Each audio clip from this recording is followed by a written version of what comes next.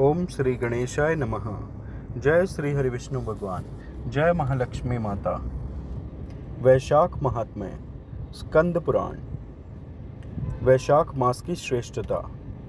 नारायणं नमस्कृत्य नरं चैव नरोत्तम देवीं सरस्वतीं व्यासं ततो जय मुदीरयेत्। अर्थात भगवान नारायण, नरश्रेष्ठ नर, देवी सरस्वती तथा महर्षि वेदव्यास को नमस्कार करके भगवान की विजय कथा से परिपूर्ण इतिहास पुराण आदि का पाठ करना चाहिए। सूत जी कहते हैं, राजा अम्बरीश ने परमेष्ठी ब्रह्मा के पुत्र देवऋषि नारद से पुण्य में वैशाख मास का महात्म्य सुना। उस समय आपने यह कहा था कि सब महीनों में वैशाख मास श्रेष्ठ है, इसलिए यह बताने की कृपा करें कि वैशाख मास क्यों भगवान विष्णु को प्रिय है और उस समय कौन कौन से धर्म भगवान विष्णु के लिए प्रीतिकारक हैं। नारद जी ने कहा, वैशाख मास को ब्रह्मा जी ने सब मासों में उत्तम सिद्ध किया है। वह माता की भांति सब जीवों को सदा अभिष्ट वस्तु प्रदान करने वाला है। धर्म, यज्ञ, क्रिया और तपस्या का सार है। संपूर्ण देवताओं द्वारा पूजित है।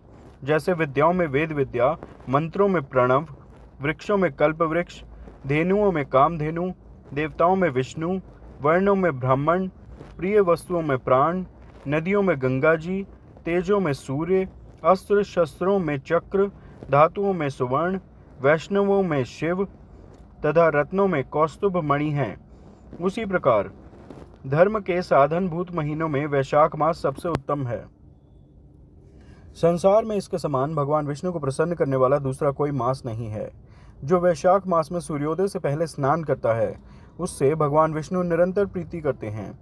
पाप तभी तक गर्जते हैं जब तक जीव वैशाख मास में प्रातःकाल जल में स्नान नहीं करता। राजन, वैशाख के महीने में सब तीर्थ आदि देवता बाहर के जल में भी सदैव स्थित रहते हैं। भगवान विष्णु की आज्ञा से मनुष्यों का कल्याण करने के लिए वे सूर्योदय से लेकर 6 दंड के भीतर तक वहां मौजूद रहते हैं।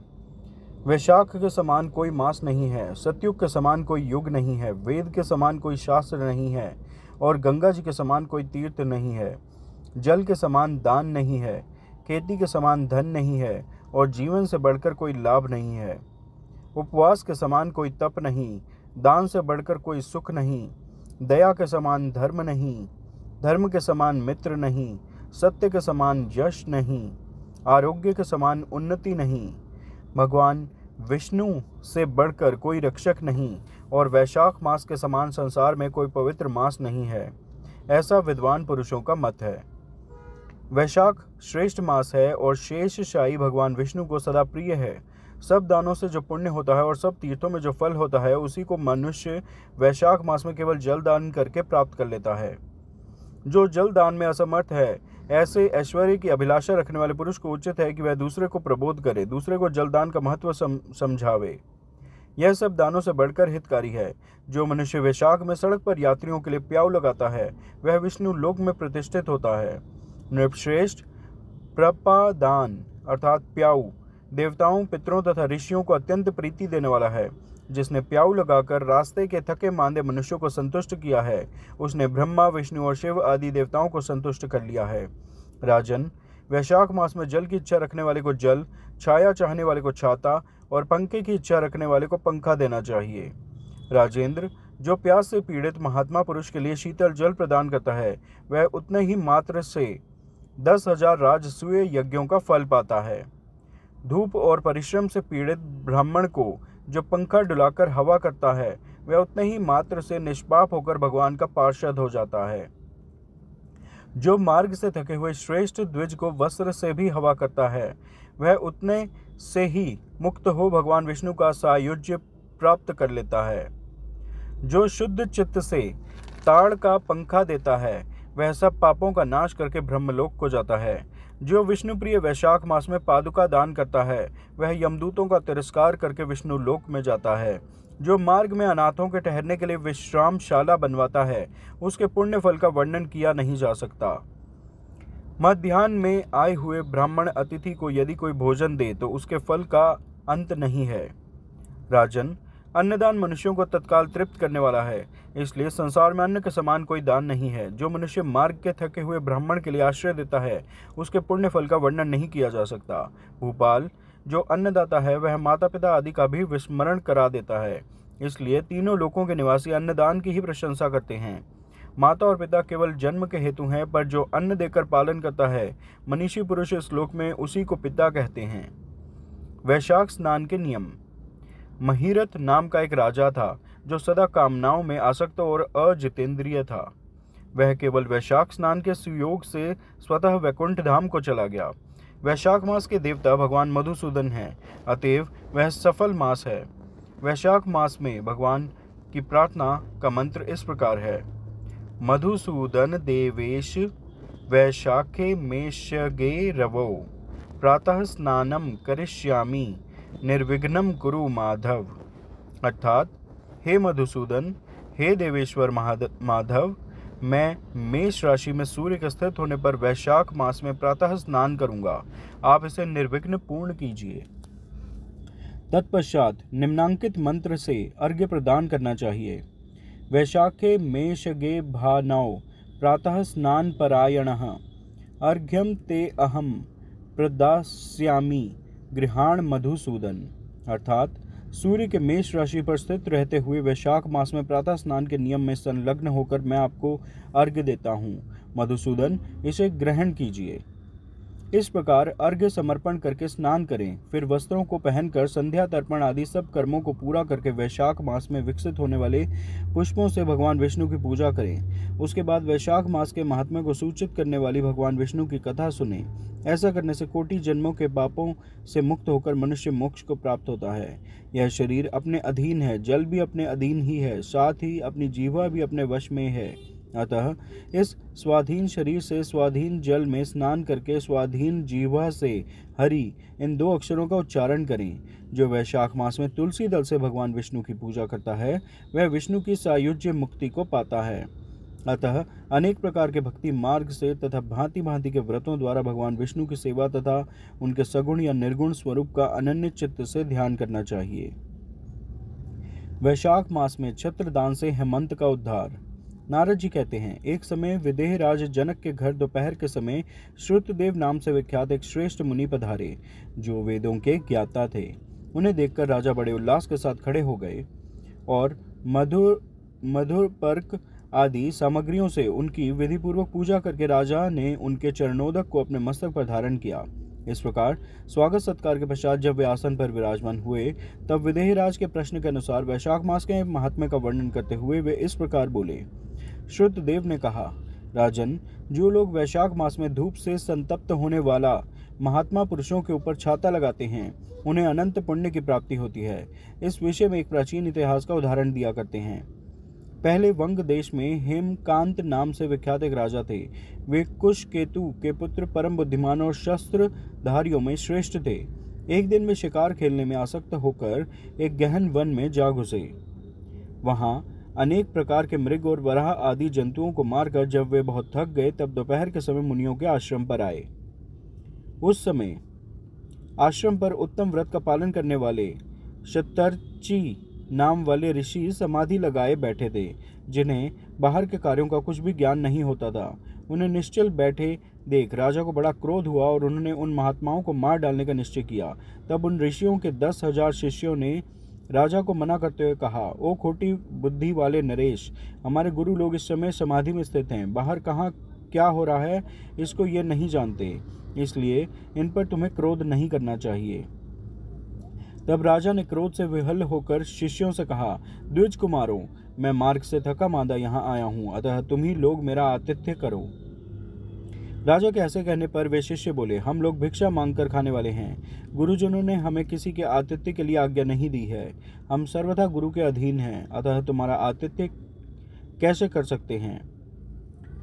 शिष्यों का यह कोरा उत्तर पाकर राजा ने उन्हें मारने के लिए धनुष उठाया और इस प्रकार कहा, मैंने हिंसक जीवों और लुटेरों के भय आदि से जिनकी अनेकों बार रक्षा की है, जो मेरे दिए हुए दानों पर ही पलते हैं, वे आज मुझे ही सिखलाते चले हैं। ये मुझे नहीं जानते, ये सभी कृतघ्न और बड़े अभिमानी हैं। इन आतताइयों को मार डालने पर भी मुझे कोई दोष नहीं लगेगा। ऐसा कहकर वे कुपित हो धनुष से बाण छोड़ने लगे। बेचारे शिष्य आश्रम छोड़कर भय से भाग चले। भागने पर भी हेमकांत ने उनका पीछा किया और 300 शिष्यों को मार गिराया। शिष्यों के भाग जाने पर आश्रम पर जो कुछ सामग्री थी उसे राजा के पापात्मा सैनिकों ने लूट लिया। राजा के अनुमोदन से ही उन्होंने वहां इच्छानुसार भोजन किया। तत्पश्चात दिन बीतते बीतते राजा सेना के साथ अपनी पुरी में आ गए। राजा कुशकेतु ने जब अपने पुत्र का यह अन्यायपूर्ण कार्य सुना तब उसे राज्य करने के अयोग्य जानकर उसकी निंदा करते हुए उसे देश निकाला दे दिया। पिता के त्याग देने पर हेमकांत घने वन में चला गया। वहां उसने बहुत वर्षों तक निवास किया। ब्रह्म हत्या उसका सदा पीछा करती रहती थी, इसलिए वह कहीं भी स्थिरता पूर्वक रह नहीं पाता था। इस प्रकार उस दुष्टात्मा के 28 वर्ष व्यतीत हो गए। एक दिन वैशाख मास में जब दोपहर का समय हो रहा था, महामुनि तीर्थ यात्रा के प्रसंग से उस वन में आए। वे धूप से अत्यंत संतप्त और तृषा से बहुत पीड़ित थे, इसलिए किसी वृक्षहीन प्रदेश में मूर्छित होकर गिर पड़े। दैव योग से हेमकांत उधर आ निकला। उसने मुनि को प्यास से पीड़ित, मूर्छित और थका मांदा देख उन पर बड़ी दया की। उसने पलाश के पत्तों से छत्र बनाकर उनके ऊपर आती हुई धूप का निवारण किया। वह स्वयं मुनि के मस्तक पर छाता लगाए खड़ा हुआ और तुम्बी में रखा हुआ जल उनके मुंह में डाला। इस उपचार से मुनि को चेत होश हो आया और उन्होंने क्षत्रिय के दिए हुए पत्ते के छाते को लेकर अपनी व्याकुलता दूर की। उनकी इंद्रियों में कुछ शक्ति आई और वे धीरे धीरे किसी गांव में पहुंच गए। उस पुण्य के प्रभाव से हेमकांत की 300 ब्रह्म हत्याएं नष्ट हो गईं। इस समय यमराज के दूत हेमकांत को लेने के लिए वन में आए। उन्होंने उसके प्राण लेने के लिए संग्रहणी रोग पैदा किया। उस समय प्राण छूटने की पीड़ा से छटपटाते हुए हेमकांत ने 3 अत्यंत भयंकर यमदूतों को देखा, जिनके बाल ऊपर की ओर उठे हुए थे। उस समय अपने कर्मों को याद करके वह चुप हो गया। छत्रदान के प्रभाव से उसको विष्णु भगवान का स्मरण हुआ। उसके स्मरण करने पर महाविष्णु ने विश्वक सेन से कहा, तुम शीघ्र जाओ, यमदूतों को रोको, हेमकांत की रक्षा करो। अब यह निष्पाप और मेरा भक्त हो गया है। उसे नगर में ले जाकर उसके पिता को सौंप दो। साथ ही मेरे कहने से कुशकेतु को यह समझाओ कि तुम्हारे पुत्र ने अपराधी होने पर भी वैशाख मास में छत्र दान करके एक मुनि की रक्षा की है, अतः वह पार रहित हो गया है। इस पुण्य के प्रभाव से वह मन और इंद्रियों को अपने वश में रखने वाला, दीर्घायु, शूरता और उदारता आदि गुणों से युक्त तथा तुम्हारे समान गुणवान हो गया है। इसलिए अपने महाबली पुत्र को तुम राज्य का भार संभालने के लिए नियुक्त करो। भगवान विष्णु ने तुम्हें ऐसी ही आज्ञा दी है। इस प्रकार राजा को आदेश देकर हेमकांत को उनके अधीन करके यहाँ लौट आओ। भगवान विष्णु का यह आदेश पाकर महाबली विश्वक्सेन ने हेमकांत के पास आकर यमदूतों को रोका और अपने कल्याणमय हाथों से उसके सब अंगों में स्पर्श किया। भगवत भक्त के स्पर्श से हेमकांत की सारी व्याधि क्षण भर में दूर हो गई। तदंतर विश्वक्सेन उसके साथ राजा की पुरी में गए। उन्हें देखकर महाराज कुशकेतु ने आश्चर्य युक्त हो भक्तिपूर्वक मस्तक झुकाकर पृथ्वी पर साष्टांग प्रणाम किया और भगवान के पार्षद को अपने घर में प्रवेश कराया। वहां नाना प्रकार के स्तोत्रों से उनकी स्तुति तथा वैभवों से उनका पूजन किया। तत्पश्चात महाबली विश्वक्सेन ने अत्यंत प्रसन्न होकर राजा को हेमकांत के विषय में भगवान विष्णु ने जो संदेश दिया था वह सब कह सुनाया। उसे सुनकर कुशकेतु ने पुत्र को राज्य पर बिठा दिया और स्वयं विश्वक्सेन की आज्ञा लेकर पत्नी सहित वन को प्रस्थान किया। तदंतर महामना विश्वक्सेन हेमकांत से पूछकर और उसकी प्रशंसा करके श्वेत द्वीप में भगवान विष्णु के समीप चले गए। तब से राजा हेमकांत वैशाख मास में बताए हुए भगवान की प्रसन्नता को बढ़ाने वाले शुभ धर्मों का प्रतिवर्ष पालन करने लगे। वे ब्राह्मण भक्त, धर्मनिष्ठ, शांत, जितेंद्रिय, सब प्राणियों के प्रति दयालु और संपूर्ण यज्ञों की दीक्षा में स्थित रहकर सब प्रकार की संपदाओं से संपन्न हो गए। उन्होंने पुत्र पौत्र आदि के साथ समस्त भोगों का उपभोग करके भगवान विष्णु का लोक प्राप्त किया। वैशाख मास सुख से साध्य, अतिशय पुण्य प्रदान करने वाला है। पाप रूपी ईंधन को अग्नि की भांति जलाने वाला, परम सुलभ तथा धर्म, अर्थ, काम, मोक्ष चारों पुरुषार्थों को देने वाला है। जय श्री हरि विष्णु भगवान। जय महालक्ष्मी माता। ओम श्री गणेशाय नमः। सूत जी कहते हैं, महात्मा नारद के वचन सुनकर राजऋषि अम्बरीश ने विस्मित होकर कहा, महामुने, आप मार्गशीर्ष, अगहन आदि पवित्र महीनों को छोड़कर वैशाख मास की ही इतनी प्रशंसा क्यों करते हैं? उसी को सब मासों में श्रेष्ठ क्यों बतलाते हैं? यदि माधव मास सबसे श्रेष्ठ और भगवान लक्ष्मीपति को अधिक प्रिय है, तो उस समय स्नान करने की क्या विधि है? वैशाख मास में किस वस्तु का दान, कौन सी तपस्या तथा किस देवता का पूजन करना चाहिए? कृपानिधे, उस समय किए जाने वाले पुण्य कर्म का आप मुझे उपदेश दीजिए। सदगुरु के मुख से उपदेश की प्राप्ति दुर्लभ होती है। उत्तम देश और काल का मिलना भी बड़ा कठिन होता है। राज्य प्राप्ति आदि दूसरे कोई भी भाव हमारे हृदय को इतनी शीतलता नहीं प्रदान करते जितनी कि आपका यह समागम। नारद जी ने कहा, राजन सुनो, मैं संसार के हित के लिए तुमसे माधव मास की विधि का वर्णन करता हूँ। जैसा कि पूर्व काल में ब्रह्मा जी ने बतलाया था, पहले तो जीव का भारतवर्ष में जन्म होना ही दुर्लभ है। उससे भी अधिक दुर्लभ है वहाँ मनुष्य की योनि में जन्म। मनुष्य होने पर भी अपने अपने धर्म के पालन में प्रवृत्ति होनी तो और भी कठिन है। उससे भी अत्यंत दुर्लभ है भगवान वासुदेव में भक्ति, और उसके होने पर भी माधव मास में स्नान आदि का सुयोग मिलना तो और भी कठिन है। माधव मास माधव लक्ष्मीपति को बहुत प्रिय है। माधव वैशाख मास को पाकर जो विधि पूर्वक स्नान, दान तथा जप आदि का अनुष्ठान करते हैं, वे ही मनुष्य धन्य एवं कृतकृत्य हैं। उनके दर्शन मात्र से पापियों के भी पाप दूर हो जाते हैं और वे भगवत भाव से भावित होकर धर्माचरण के अभिलाषी बन जाते हैं। वैशाख मास के जो एकादशी से लेकर पूर्णिमा तक अंतिम 5 दिन हैं, वे समूचे महीने के समान महत्व रखते हैं।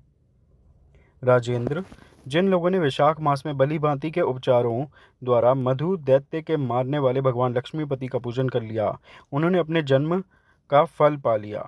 भला कौन सी ऐसी अत्यंत दुर्लभ वस्तु है जो वैशाख के स्नान तथा विधि पूर्वक भगवान के पूजन से नहीं प्राप्त होती? जिन्होंने दान, होम, जप, तीर्थ में प्राण त्याग तथा संपूर्ण पापों का नाश करने वाले भगवान श्री नारायण का ध्यान नहीं किया, उन मनुष्य का जन्म संसार में व्यर्थ ही समझना चाहिए। जो धन के रहते हुए भी कंजूसी करता है, दान आदि किए बिना ही मर जाता है, उसका धन व्यर्थ है। राजन, उत्तम कुल में जन्म, अच्छी मृत्यु, श्रेष्ठ भोग, सुख, सदा दान करने में अधिक प्रसन्नता, उदारता तथा उत्तम धैर्य, ये सब कुछ भगवान श्री हरि विष्णु की कृपा से ही प्राप्त होते हैं। महात्मा नारायण के अनुग्रह से ही मनोवांछित सिद्धियां मिलती हैं। जो कार्तिक में, माघ में तथा माधव को प्रिय लगने वाले वैशाख मास में स्नान करके मधुहंता लक्ष्मीपति दामोदर की विशेष विधि के साथ भक्तिपूर्वक पूजा करता है और अपनी शक्ति के अनुसार दान देता है, वह मनुष्य इस लोक का सुख भोग कर अंत में श्री हरि के पद को प्राप्त होता है। भूप, जैसे सूर्योदय होने पर अंधकार नष्ट हो जाता है, उसी प्रकार वैशाख मास में प्रातः स्नान करने से अनेक जन्मों की उपार्जित पाप राशि नष्ट हो जाती है। यह बात ब्रह्मा जी ने मुझे बताई थी। भगवान श्री विष्णु ने माधव मास की महिमा का विशेष प्रचार किया है। अतः इस महीने के आने पर मनुष्य को पवित्र करने वाले पुण्य जल से परिपूर्ण गंगा तीर्थ, नर्मदा तीर्थ, यमुना तीर्थ अथवा सरस्वती तीर्थ में सूर्योदय से पहले स्नान करके भगवान मुकुंद की पूजा करनी चाहिए। इससे तपस्या का फल भोगने के पश्चात अक्षय स्वर्ग की प्राप्ति होती है। भगवान श्री नारायण अनामय रोग व्याधि से रहित हैं। उन गोविंद देव की आराधना करके तुम भगवान का पद प्राप्त कर लोगे। राजन, देवाधिदेव लक्ष्मीपति पापों का नाश करने वाले हैं। उन्हें नमस्कार करके चैत्र की पूर्णिमा को इस व्रत का आरंभ करना चाहिए। व्रत लेने वाला पुरुष यमनियों का पालन करे, शक्ति के अनुसार कुछ दान दे, हविष्यान्न भोजन करे, भूमि पर सोए, ब्रह्मचर्य व्रत में दृढ़तापूर्वक स्थित रहे तथा हृदय में भगवान श्री नारायण का ध्यान करते हुए कृच्छ आदि तपस्याओं के द्वारा शरीर को सुखाए। इस प्रकार नियम से रहकर जब वैशाख की पूर्णिमा आए, उस दिन मधु तथा तिल आदि का दान करे। श्रेष्ठ ब्राह्मणों को भक्तिपूर्वक भोजन कराए, उन्हें दक्षिणा सहित धेनु दान दे तथा वैशाख स्नान के व्रत में जो कुछ त्रुटि हुई हो, उसकी पूर्णता के लिए ब्राह्मणों से प्रार्थना करें। भूपाल, जिस प्रकार लक्ष्मी जी जगदीश्वर माधव की प्रिया हैं, उसी प्रकार माधव मास भी मधुसूदन को बहुत प्रिय है। इस तरह उपर्युक्त नियमों के पालन पूर्वक 12 वर्षों तक वैशाख स्नान करके अंत में मधुसूदन की प्रसन्नता के लिए अपनी शक्ति के अनुसार व्रत का उद्यापन करें। अम्बरीश, पूर्व काल में ब्रह्मा जी के मुख से मैंने जो कुछ सुना था, वह सब वैशाख मास का महात्म्य तुम्हें बता दिया। अम्बरीश ने पूछा, मुने, स्नान में परिश्रम तो बहुत थोड़ा है, फिर भी उससे अत्यंत दुर्लभ फल की प्राप्ति होती है। मुझे इस पर विश्वास क्यों नहीं होता? मुझे मोह क्यों हो रहा है? नारद जी ने कहा, राजन, तुम्हारा संदेह ठीक है।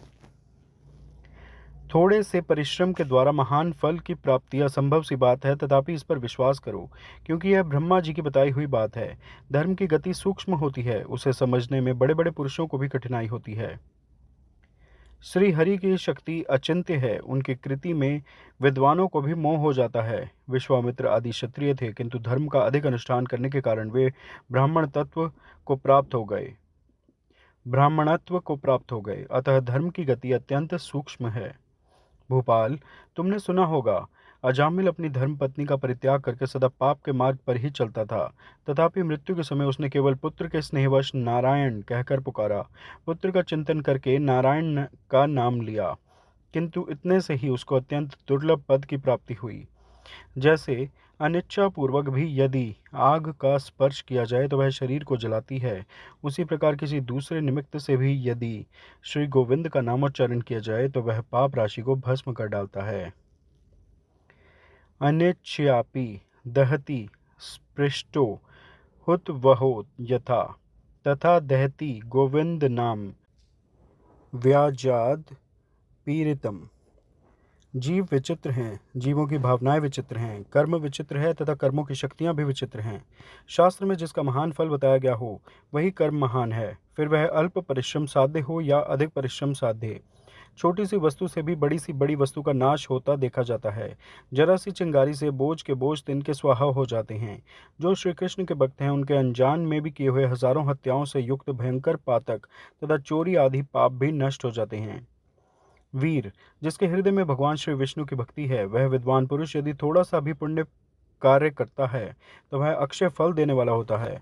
अतः माधव मास में माधव की भक्ति पूर्वक आराधना करके मनुष्य अपनी मनोवांछित कामनाओं को प्राप्त कर लेता है। इस विषय में संदेह नहीं करना चाहिए। शास्त्रोक्त विधि से किया जाने वाला छोटे से छोटे कर्म क्यों न हो, उसके द्वारा बड़े से बड़े पाप का भी क्षय हो जाता है तथा उत्तम कर्म की वृद्धि होने लगती है। राजन, भाव तथा भक्ति दोनों की अधिकता से फल में अधिकता होती है। धर्म की गति सूक्ष्म है, वह कई प्रकारों की जानी जाती है। महाराज, जो भाव से हीन है, जिसके हृदय में उत्तम भाव एवं भगवान की भक्ति नहीं है, वह अच्छे देश तथा काल में जा जाकर जीवन भर पवित्र गंगा जल से नहाता और दान देता रहे तो भी कभी शुद्ध नहीं हो सकता, ऐसा मेरा विचार है। अतः अपने हृदय कमल में शुद्ध भाव की स्थापना करके वैशाख मास में प्रातः स्नान करने वाला जो विशुद्ध चित्त पुरुष भक्ति पूर्वक भगवान लक्ष्मीपति की पूजा करता है, उसके पुण्य का वर्णन करने की शक्ति मुझ में नहीं है। अतः भोपाल, तुम वैशाख मास के फल के विषय में विश्वास करो। छोटा सा शुभ कर्म भी सैकड़ों पाप कर्मों का नाश करने वाला होता है। जैसे हरिनाम के भय से राशि राशि पाप नष्ट हो जाते हैं, उसी प्रकार सूर्य के मेष राशि पर स्थित होने के समय प्रातः स्नान करने से तथा तीर्थ में भगवान की स्तुति करने से भी समस्त पापों का नाश हो जाता है। यथा हरे नाम भयेन भूप नश्यन्ति सर्वे दुरितस्य वृंदाः, नूनं रवौ मेष गते विभाते स्नानेन तीर्थे च हरिस्तवेन। जिस प्रकार गरुड़ के तेज से सांप भाग जाते हैं, उसी प्रकार प्रातःकाल वैशाख स्नान करने से पाप पलायन कर जाते हैं। यह निश्चित बात है। जो मनुष्य मेष राशि के सूर्य में गंगा या नर्मदा के जल में नहाकर 1, 2 या तीनों समय भक्ति भाव के साथ पाप प्रशमन नामक स्तोत्र का पाठ करता है, वह सब पापों से मुक्त होकर परम पद को प्राप्त होता है। अम्बरीश, इस प्रकार मैंने थोड़े में यह वैशाख स्नान का सारा महात्म्य सुना दिया। अब और क्या सुनना चाहते हो? वैशाख मास का महात्म्य पूर्ण हुआ। आप सब प्रेम से मेरे साथ बोलिए, जय श्री हरिविष्णु भगवान, जय महालक्ष्मी माता।